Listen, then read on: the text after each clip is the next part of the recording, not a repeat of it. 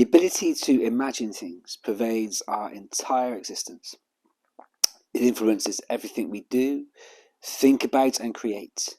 It leads to elaborate theories, dreams and inventions in any profession, from the realms of academy to engineering and the arts.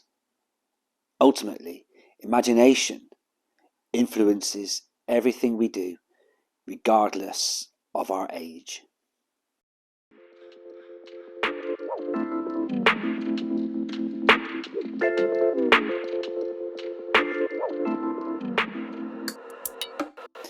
Have you ever forgotten how to imagine? Forgotten that the world is a magical and miraculous place? Has life at times become seriously bogged down within tasks and to-do lists? And has that mindset begun to impact the most personal parts of your life, including spirituality? But what if spirituality isn't always about deep thinking and meaningful but worthy conversations with spiritual experts?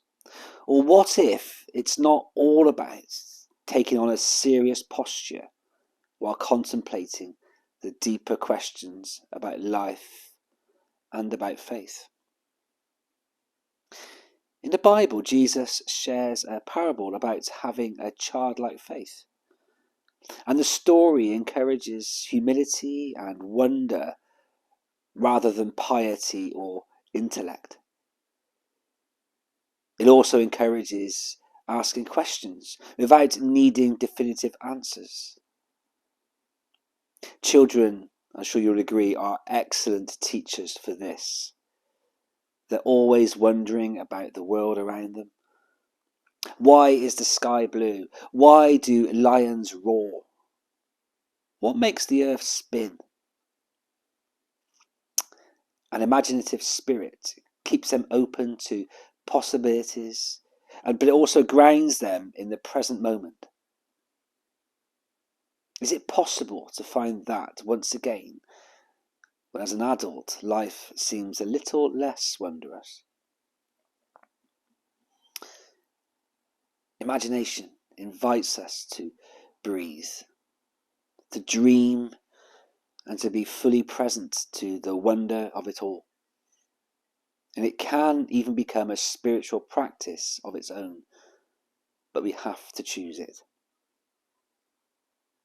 I believe that imagination is a powerful gift from God. And learning not to dismiss our imagination as an adult is a vital part of any Christian journey. To spend time considering the power and gift of our God-given imagination. Because through it, God can and indeed has made things happen.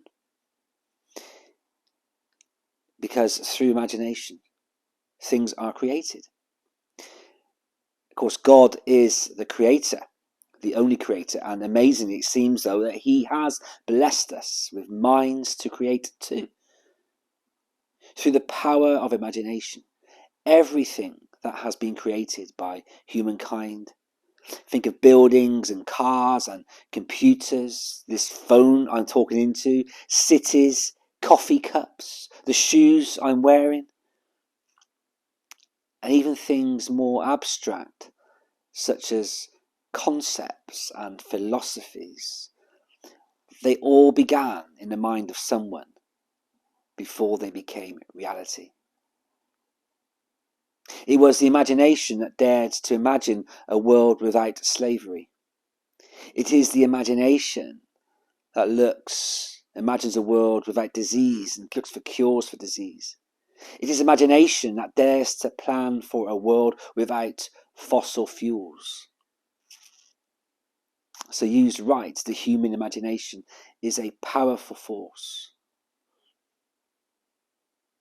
But God took a risk in giving us this gift.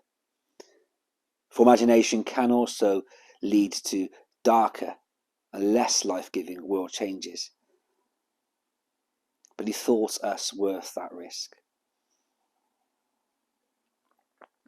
So imagination is not something to be left in childhood. It is a gift, and through it we create and we also change the world around us for good if we choose. And it seems very appropriate to be talking about imagination at this Christmas time, doesn't it? The familiar Christmas story of the stable in Bethlehem is a seductive power on our imaginations.